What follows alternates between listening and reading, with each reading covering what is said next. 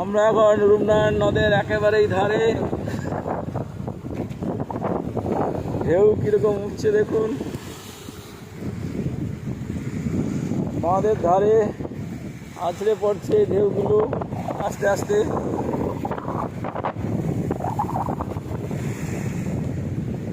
আমরা সরাসরি দেখানোর চেষ্টা করছি, দেখুন। নিশ্চয়ই আপনাদের ভালো লাগলে বেশি করে আমাদের চ্যানেলকে সাবস্ক্রাইব।